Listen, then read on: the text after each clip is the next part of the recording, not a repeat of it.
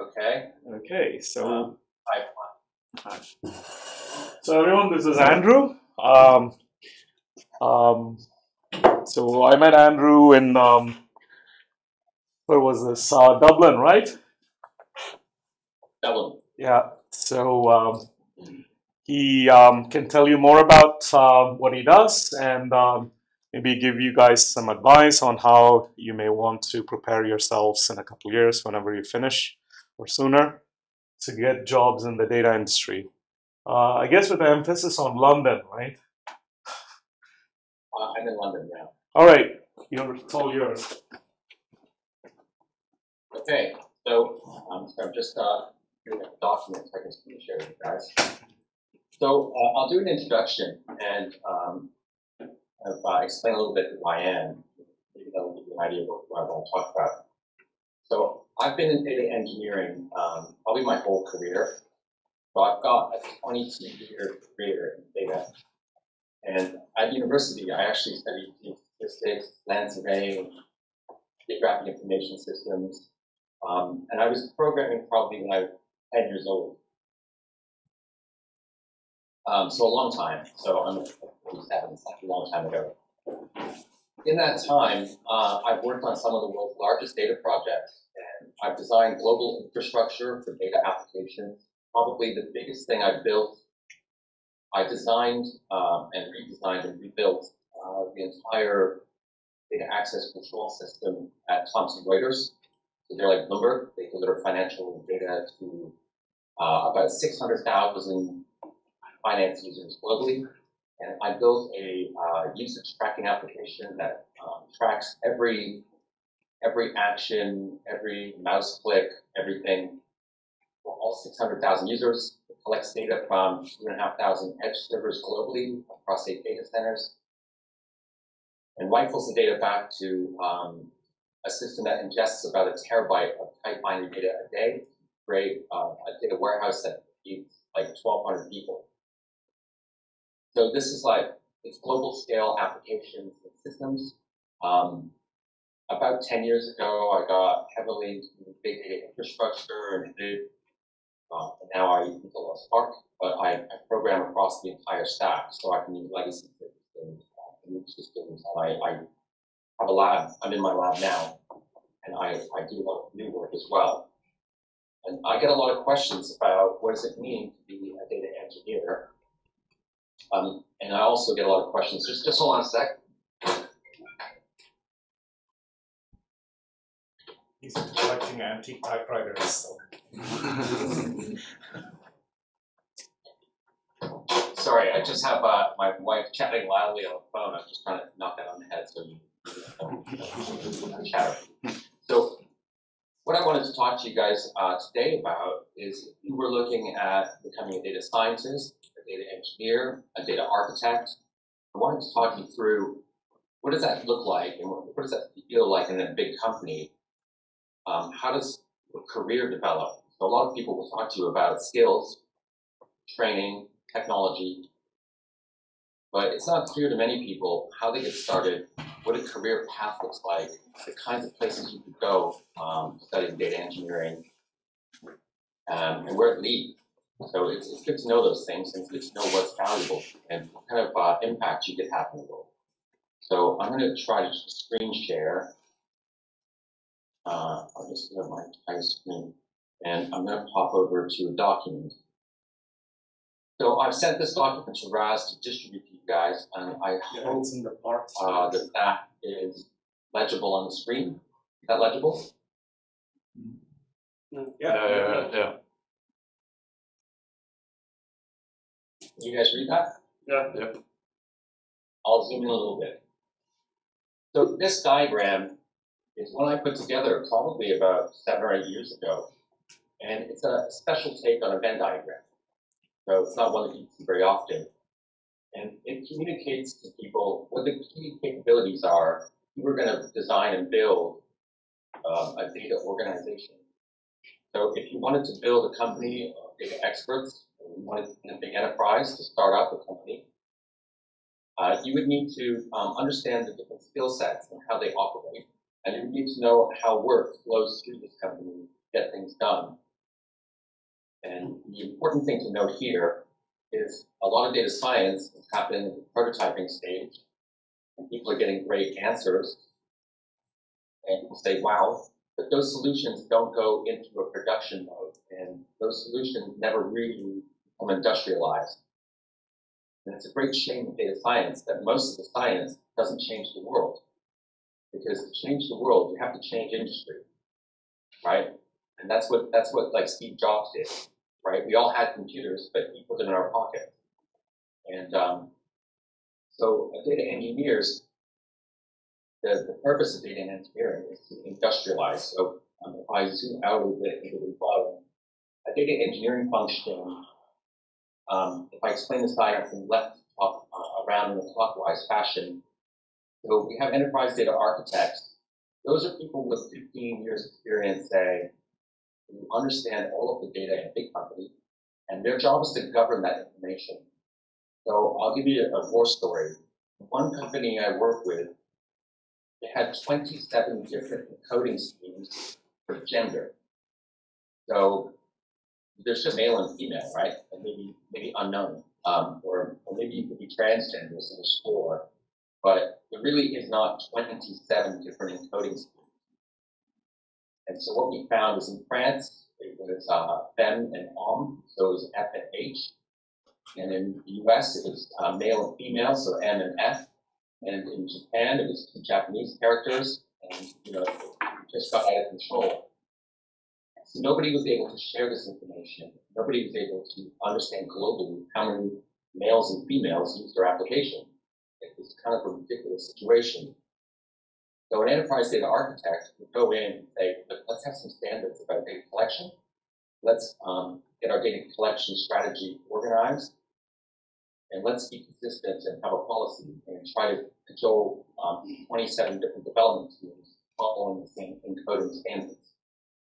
And so they really do what I call data oversight. No one talks about oversight in industry today, really. Or on the internet, you don't hear about this function. But it's a very critical function. And if you became an expert data engineer at the bottom, a career path for you would be to move to the top left. And so when I was at Thomson Reuters, I was just underneath the enterprise data architect of the entire company. So a 250,000 person company has a chief data architect who's an enterprise data architect. And I was the chief solutions architect working with them to build things. And this job is a political role. If you call it, shouldn't you shake hands, you kiss babies. And an enterprise data architect has to be a little bit of that. On the right-hand side, you have a data scientist team. And they would be algorithms focused, machine learning focused. They would exploit data to benefit. And scientists that they're usually just coming out of university, they have PhDs, they're very, very bright, but they don't necessarily understand the problem because they haven't been introduced to business problems before.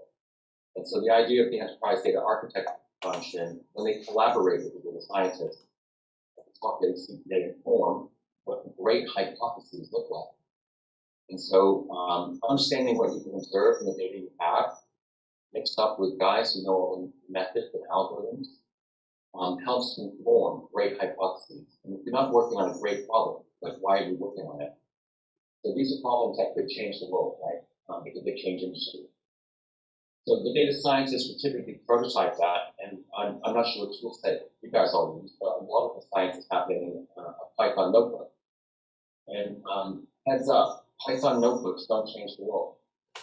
Very few Python notebooks will get into a production system in a big bang, right? So big banks, they have big architecture and big solutions, and they don't use Python in production. So that means that everything you develop in scikit-learn has to be somehow extracted from Python and recoded in a language like Java. And this can be very expensive. So the data scientists are going to work with prototypes. The data engineer's job is to work with them and collaborate in the yellow section there to provide innovative engineering projects. And those innovations are really about taking ideas that are put into work and building a business case for investment, saying we're going to spend £2 million to build a recommendation engine for a grocery store, and we think it pays back $10 million a year. But we have this £2 million investment to a team of engineers on it and to put it into production and retest all the interfaces between our recommendation engine and the big website and the back end of the billing system and all those other things. So a data engineer's job then is to take in these requirements and to build reusable components. You know, so if you think that in the olden days, because I'm older, I would cost things up, and people would say, how much? That's the hardest question in data engineering. How much will it cost? If you want to answer that question, rule of thumb that you won't hear it from anyone else, but you'll hear it from me, is you can tell someone, well, you pay by the column. They look at you and say, well, you know, we're looking at an Excel spreadsheet, you would be having a column of data called like address, and you have lines 1 to 6. And if you had lots of spreadsheets and you had lots of different data there, you're going to pay for every single column that you look into the system that you process, that you have rules for, which is pipeline. And so paying by the column is kind of a euphemism for really paying by the data structure. So you guys in data engineering sense would say, let's turn this raw data into a graph. And from a graph, we have a standard data structure, and then we can do a lot of different analyses from that. And it's kind of free because we have set up pipelines that ingest the graph, and they're reusable pipeline now. So a lot of the work that we do is we figure out what a generic data structure looks like, and then build reusable components that ingest that data structure. And then another similar problem comes along. We take the input data and we format it into that archetype of data. And then we can reuse a lot of the prototypes that we've already moved to production. And that lowers the cost of maintenance of all of the software, and it reduces the effort of testing, and it makes things much more scalable. And especially if the performance to these components, then it work across a huge cluster of machines. Does that all make sense to everybody? I'm going to put back video. Does that all make sense to everybody? That went well with how the problem gets agreed and how a prototype gets built and how it gets into production? Yeah. So if we were to talk about Twitter and some solutions that Raz told me that he's working on, if he's studying transmission problems on Twitter. So someone's retweeting tweets, and there's an identification of hate groups, and there's all kinds of matrices of who's connected to or graphs. This is a classic example where we would take the Twitter information and we would format it into standard data structures. And then standard algorithms, right, like transmission trees, would be built around those data structures. It's very interesting that I similarly have been using help desk records from big banks where systems have failed and someone's raised a support ticket. And these support tickets happen in time, and nobody really knows why things break. They do an investigation and something broke. When we took in millions of these records and formatted them into almost exactly the same data structure that Raz is using for transmission trees, and we used it and connected events in time, and then we did a page rank on that data, which is the form of just finding out what's connected to what. We discovered through doing advanced work on that graph structure that there were some connections that were way, way more frequent than they should be. Thing happened, like a classic example that has to do with Sweden. There's an HR system, a big company in Sweden, and the human resources system dies, and for some strange reason, 4 days later in Singapore, a financial reserving system at the bank that allocates cash to hold overnight, it falls over and dies. And nobody knows why.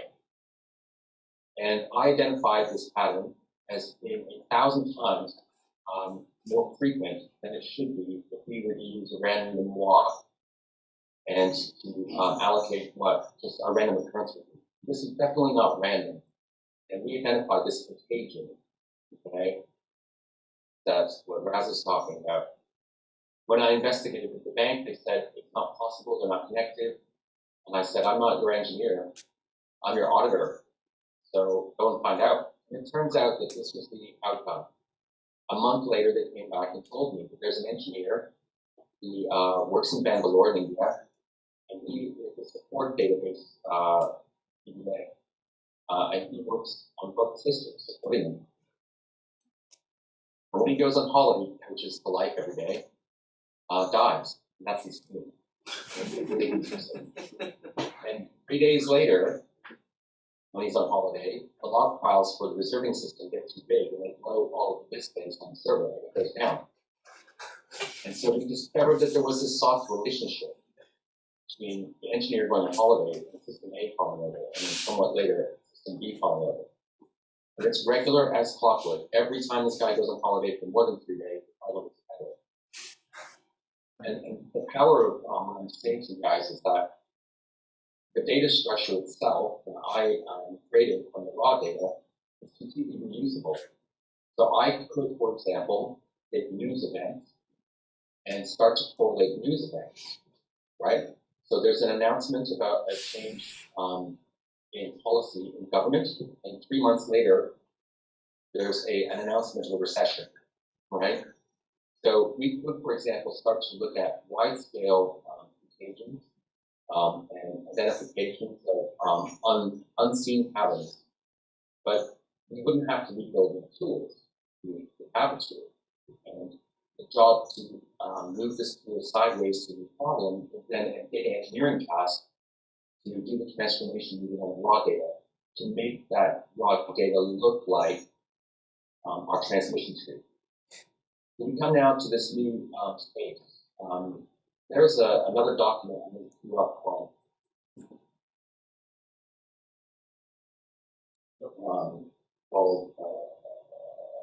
well, I'll explain it to you as I talk. There was a question that came about 7 or 10 years ago. I was asked this question: how does data flow through my company? And is it as efficient as it can be? Obviously, there were thousands of steps and hundreds of machines and lots of people involved.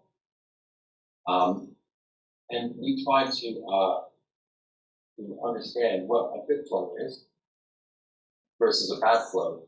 And it's very difficult to do that because if you ask someone in an engineering function, how does data move around, it's very easy to get someone to document what they see, tell you about data. But when you ask them, is it a good flow, most people stop and they say, well, I'm not sure. So there's an idea, I'll go back over to my screen now, and it's called the data state transition diagram. It's an idea that's not well known, that I wouldn't mind explaining to you guys. Let's just do this. Okay, let's go back.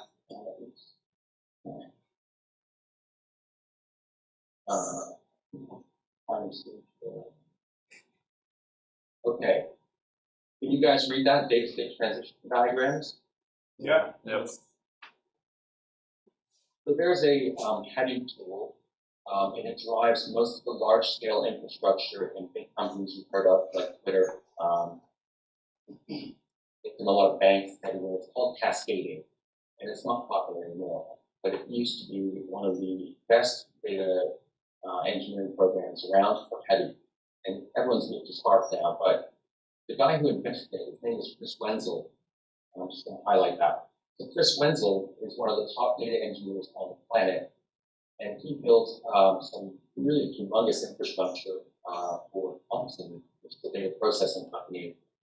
And when it merged with Reuters, I got introduced to Chris. And he told me about his work, and he explained to me, and it was big, that all data flows, they take input data, and there's a transition from input to output. And he said to me that there are actually 4 kinds of transition. There's model transition, value transition, phase transitions and location transitions in the flow of data. And if we were to map out our understanding of those to our data flow, we would really understand a lot about how to improve data engineering. So I've got the explanation there. This is actually online, anonymously published by me, but I can send Raz a link and share it with you. So let's just talk about the transition. So we've been talking about transforming raw data into an archetype of data. So that would be what we call a model transition or a schema transition. We're changing the schemata of the data and it's encoding from an input that's potentially quite unformatted, semi-structured, whatever. And we're going to create a standard graph format out of it. And this is kind of what you guys are doing with the clear data, and I've been doing the news data. Model transitions or schema transitions are very powerful. Value transitions are what all the big deep learning people are talking about. That's when you have input data and you create a function, and that function creates or derives a new piece of information. So the creation of new data using business rules or machine code. A phase transition is when you write between dynamic RAM and storage. So you're changing its the phase into the right phase transition. So it goes from cold storage on disk into RAM where it's active, and we can apply algorithms and so on to it. Now with something like Apache Spark, we can work off disk and RAM, and we can work with RAM on a very large scale. But in the older days, RAM was a real expensive commodity. This was cheap, but we needed to move things in and out, and it's quite expensive to read and to write. There are benefits to writing. You have permanence, you have resiliency, and so on. Location transition is what the internet gave us. So we can move data around very easily and globally, and we can create very complex networks.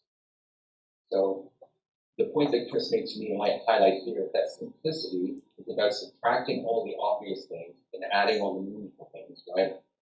So let's have a look at, if we were to draw this diagram, I'm going to draw this here. This is an actual flow of data when I built my global processing system. So the contributing system up here is a website user making trades on the stock market. And we are having this web server eavesdrop on that user's activity and to fire off messages in an asynchronous way to the server, and it reports their actions. So we report and tag that action. And then the system there constructs an XML version of that data, and it possibly pulls data on maybe a short window of a couple seconds to construct packages of XML with maybe 5,000 to 6,000 records. They then, the next thing that happens is that data is passed to the SOAP server that receives XML, and it's in a central location. So we would take 2,000 servers and move it to like maybe just 8 data centers where we collect up this data. And then that system itself is writing out micro batches of files every 2 minutes. And it's now moving from one team called the contribution system, and that's got a whole infrastructure and team. It's moving to a new part of the organization with a completely different set of people, teams, and systems. And there's this interface. And they're dropping the files out with a location transition to one of the global data centers for analytics. And that system there is pulling the data and writing the files to an input folder. And up here, finally, we now parse this XML data, right, back to a delimited format, which we then write back to disk. And then from there, we have a scheduler that reads those flat files, applies QC rules, and then merges on dimension information that we want to slice and dice on, compresses the data, writes it back out, transfers it to the data warehouse system. And again, a completely different team with completely different infrastructure and data centers is now picking up those records, transferring them into the production service, writing them to an archive, and then just inflating the data that was compressed, writing into a temp directory, then splitting the dimensions away from the facts to build a dimensional snowflake data model, and then finally writing them to a file, right, that gets loaded to the data warehouse. Like, this is a terrible data flow, right? For so many reasons. I'm going to just shrink this down a little bit. We've separated out all of the actions by their transition type. And because we've done that, we can see that we took raw data, we converted it to XML. But really, quite a long time later, we then parse that XML. So this is redundant. Why do we create XML for transfer of data on the network? So we have very small file sizes. We expand the data to like 3 or 4 megabytes instead of like kilobytes, or transfer on the network. It's crazy, right? We should move tight binary data over the network and not bother with this XML step. So the learning here is if we look here at the left at box number 2, we have something that is an issue being created, and then we see the remediation action later to compensate for the mistake in the data flow. So one team didn't talk to anyone else, had an action. Another team was coping with that action by putting in some coping technology to undo that action as a compensation. So these actions and compensations, at 13, they merged data together, and over here, a very expensive operation, they can split the data up and normalize it again. Again, an action and a compensation. So this is how we understand where these actions and compensations happen on very large flows of data across organizations, teams, and systems.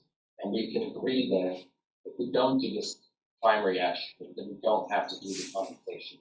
And so that's how we're applying like an algebra to these flows and rationalizing them. What I want to really point out is there's a lot of boxes on this piece of paper, but how many value transitions are there? How many points in the flow do we add value to our process? Well, we're only adding 3 value boxes, right? So it seems that we don't add any value. And we're doing a lot of data processing, but there's no value added. This is one of the key challenges in data science when we are trying to add more value. Another thing I would suggest is that the most valuable transition isn't called the value transition. It's actually the schema transition. And it's not clear to many people, but if I had an algorithm like a page rank, and I applied it to a transmission tree, or I apply it to social networks, or I apply it to other types of data, the key trick there is to spot data in the wild, to convert it to a graph, and then all of the methods on graphs become available. It's very, very valuable to understand schema transition and to format data into a standard archetype from which algorithms can be applied. And actually, so we do add a lot of value to the data, except that also we do a lot of like just administration on the data.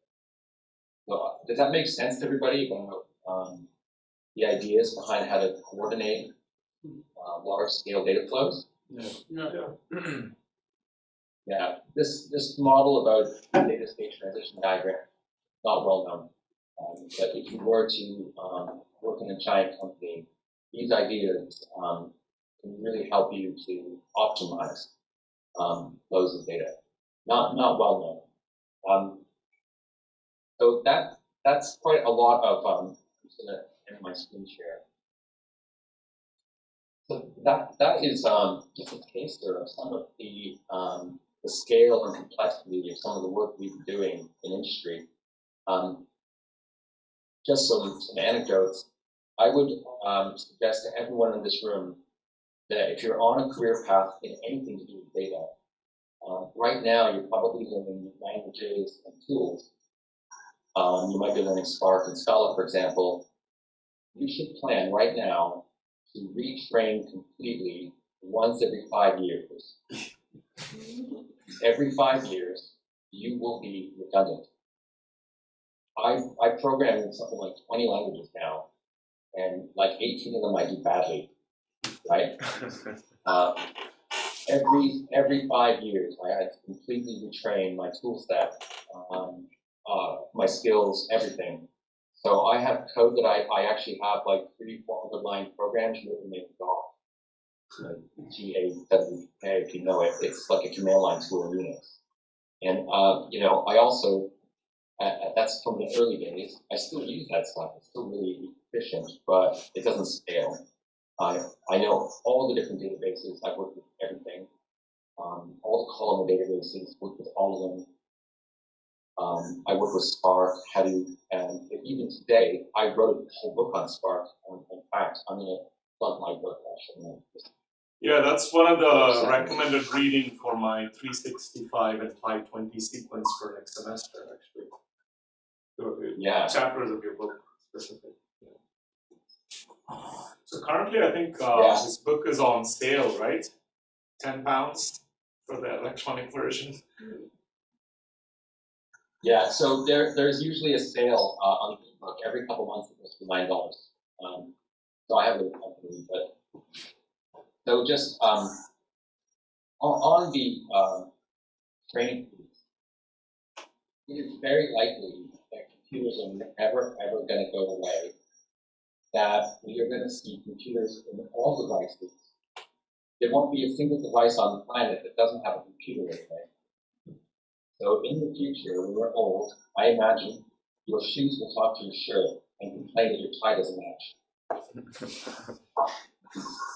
I'm not joking. Everything will be connected to everything. Every action you take, every social engagement, every job, every trip you make, every thing you buy, everything will be computerized. So the key challenge from here moving forward is understanding how to operate with millions of computers, not hundreds. It's going to be about data collection strategies and heterogeneous networks. It's going to be about moving value transitions, like data science, out to the edge services. So when the internet dies, my smartphone is still smart. There's just all of these challenges, and I don't think the tools we have today are ready for the future, but they're the best we have for today. And I would recommend that all of you, if you get into computing, there are only two kinds of data scientists. The kinds that work on a laptop, and they control one computer, and the kind that build software in a scalable way that can work on tens of computers or hundreds of computers. And if it goes to production, you can scale it up to thousands of computers. So it's much better to prototype in those production languages. And the reason is that you don't have that recoding screen to get your ideas into production. Yeah. So prototyping in production languages. So Andrew, so much better off. Andrew, I think, yeah, so that's how we are. So I'll sort of open up for questions as well. We have about 9 more minutes left before Fika. So yeah, the syllabus for my course was sort of co-designed by a bunch of chief technical officers from New Zealand's data industry, as well as some feedback from the data scientists and the engineering and architects at Beyond, this company in Stockholm I work for. So this is the reason why their notebooks are all pure Scala. I just am dropping into Python only now because I'm getting their hands dirty with TensorFlow after Fika now. But they are quite comfortable with prototyping in Scala. They've been introduced to all the major modules, GraphX, data sets, data frames. I started with RDDs as well, so they can always drop down to RDD if they need to. And I think they should be able to figure out any algorithm in the MLlib on their own now. And we basically took programming guides and remarked them down with examples. So the idea there was, it's just as you said, they can prototype and do their magic in notebooks, but then they pump it into Git, and then that can be immediately turned by a proper software engineer who's familiar with SBT and Scala, and into deployable assembly jars, basically. Right. And in fact, Dan is here. He's one of the TAs for the course. And Dan and Thilo are writing some Haskell library to make eventually to make notebook independence, So you can sort of go from Zeppelin to Databricks to Jupyter. Yeah.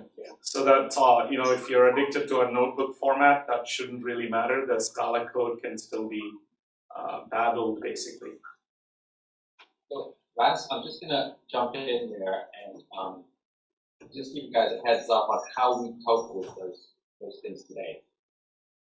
Right now in Estonia, just south of you, I guess southeast of you, is a guy named Billy Ruskin, and he is a global expert in something called predictive model markup language, and he has a tool called open scoring.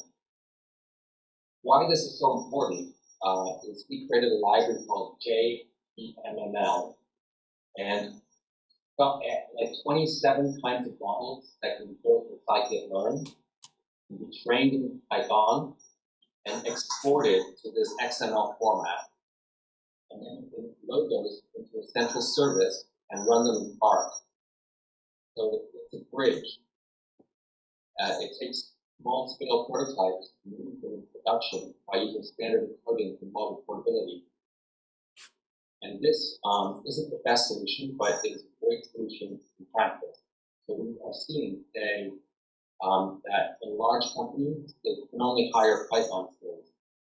So they're having hundreds of people work on models that are quite small on medium-sized data sets. They're training those models, they're exporting them to PMML, and then providing them to the data engineering team, and then inline that PMML execution on like streaming servers, or we're doing that using portable configuration files that define the models themselves.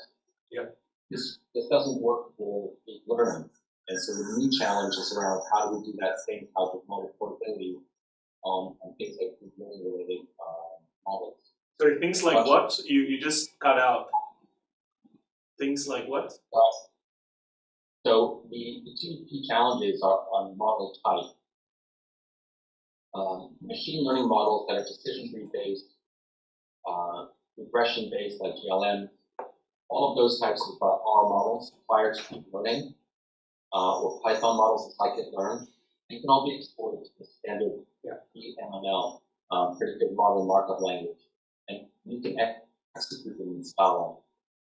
Deep learning, like TensorFlow from Google, those deep learning libraries that are based on GPUs, they're not supportable.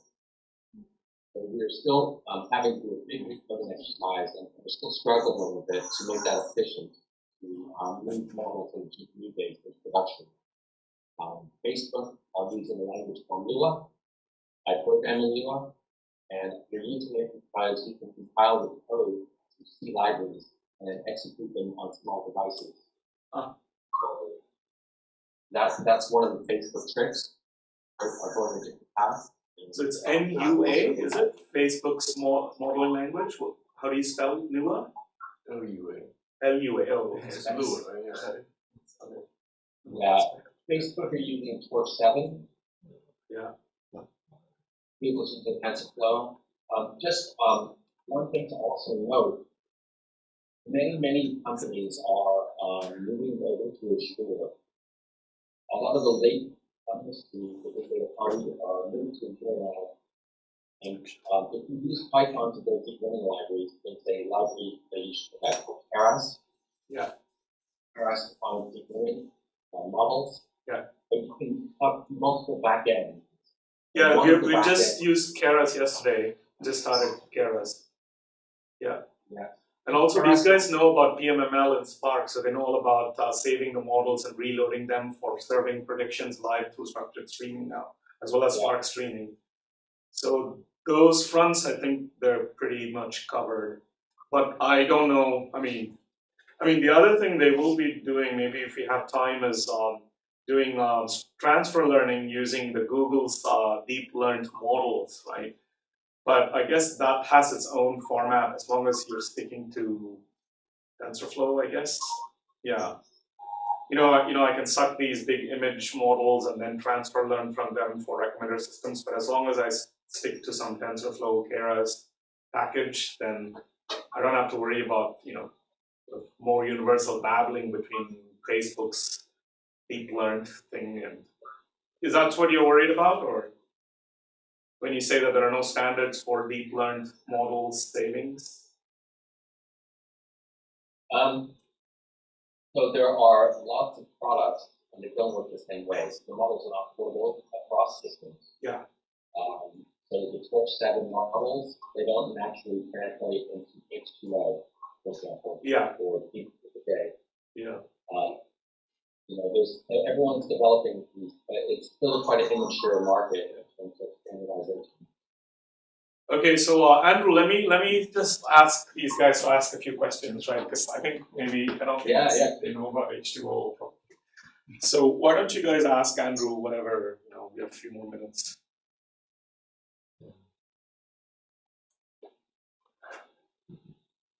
Guys, you're gonna turn your laptop around. Oh yeah. Oh right, because you can't see. Right. Sorry. Oh my gosh. How am I gonna do this? Just turn your laptop. Yeah. I know, man. But there's a lot of wires. Can you hold on to this? Yeah.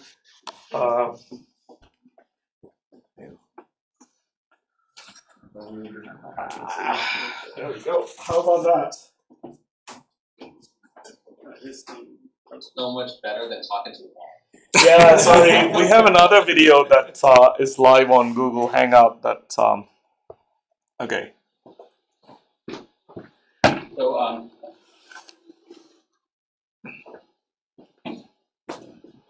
ask away. So we have PhD students in bioinformatics, in IT, in electrical engineering. What do you do? Some kind of chemical physics, molecular simulations. So Mariama is back there. She's the one that's going through a couple chapters of your book right now because she's trying to. Do you want to tell what you're doing quickly, Mariama? Yeah. So. Can you see her? Yeah. yeah. So the project we're working on is mainly extracting information from Twitter, article basically, and what we want to do is mainly make automatic summarizations. Okay, let me quickly repeat it. So what she's doing is basically looking at the URL entities in the retweet events that have URLs in the original tweet, and then she's extracting the contents of these news articles using some of the tools in your book, but she's interested in using Google's deep learned models for some text summarization, and then maybe playing with your what do you call them? Those hashes, those random hashes for pairwise distance sim hashes. So the idea is that we want to basically use these exploratory insights. I personally want to use them to formalize information networks that are on top of the retweet network, so we can better understand how one can be gamed in social media information engineering problems. So I think she's going to probably be bothering you more, and me too. Yeah, if you have any questions about anything in that book, just write to us. Just open a conversation. So Antoine and I and Matt and Dave are expert engineers, and if there's anything you need to tweak or if you're not sure about how it works, just give us a call or just get on email. Yeah, certainly just let us know. Yeah, I've just been asking you to build Docker files. Yes, please. We're actually going to do that. Okay, brilliant. That'll be great. I'm going to just say something. Docker files. The big problem with that book we wrote is you need to have an infrastructure to run the code, right? Yeah. That's why you want the Docker files. So the new way of doing scalable data science is to have a platform and then do the science technique. And that is the major blocker with training and learning. You need to have a platform. So I'm going to take that on board, guys. Okay, that's awesome. In the front we have, do you want to say what you guys are doing? Victor and Caspar? Yeah. They are, you can tell. We're master students in IT. We're doing anomaly detection for computer networks. Yeah. Short pitch. I actually have a question for you. I have a question. You said that like Python notebooks doesn't change the world and the industry and so on, and you have to convert it to Java. And how come it's Java? Are there any other like languages that are scalable in that way, or is it Java? Yeah. So maybe that's not entirely true for everybody, right? So, but typically in production today, most people are running JVM. I would at the largest companies have standardized language. So Scala is in there, English is a language, but we have a lot of people using JavaScript. We have a lot of people using some Python in production, but using startups. So you can program in Python. That thing is not. It's getting out of control. Like everyone's using Python. Everyone. The skill set is so kind of prevalent that companies are deeply aware of the Python. I'm actually older than Python. So when I first saw Python, I didn't think it was so bad. I thought the opposite. Yeah, maybe Python. Okay, are there any other questions or comments for? Yeah. First question here. You said that every 5 years the data scientists have to relearn new languages and readapt his tools. So do companies, for example, like big banks, change their data structure ecosystem every 5 years, or how does it work? You need to learn for new projects, or for, you always update your ecosystem every 5 years in companies or something? Guys, do you want to just repeat that? I think your question is about whether the infrastructure itself gets updated at big companies every 5 years, and along with these languages and skills that are needed. So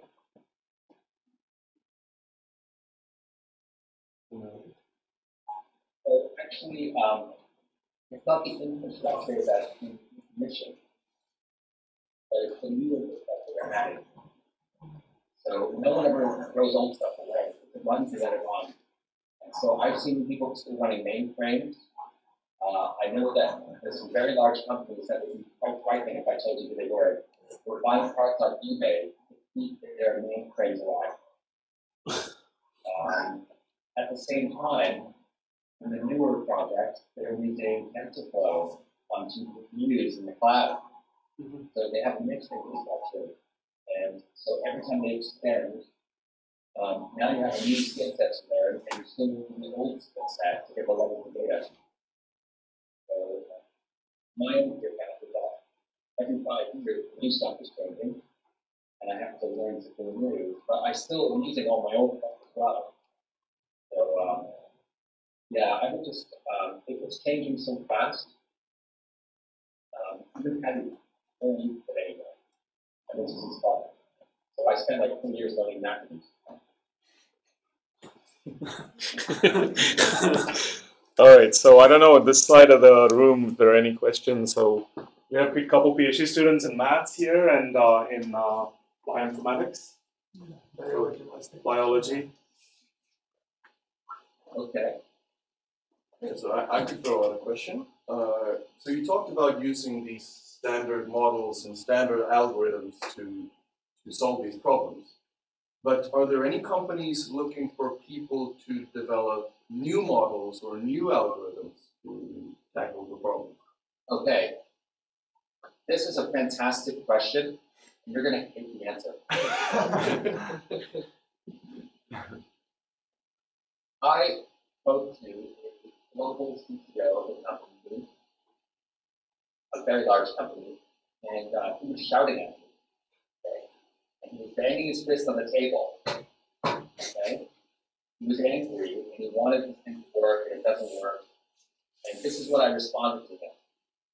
I said, listen, I'm really sorry. This is a terrible, terrible situation. You can't download the code that you want. doesn't exist. Okay? I'm so sorry to tell you. Oh. That was so bad. Oh well. That's ultimate. Oh well. That was awesome. I'm gonna tell you. I know that story. We were at like 4:30 in the morning drinking scotch on Dublin, and everybody else ran away. I know the story. Oh man. And it was really good, I think. Whoa. Oh, is this Mozilla, right? Probably something happened. So maybe let's stop this.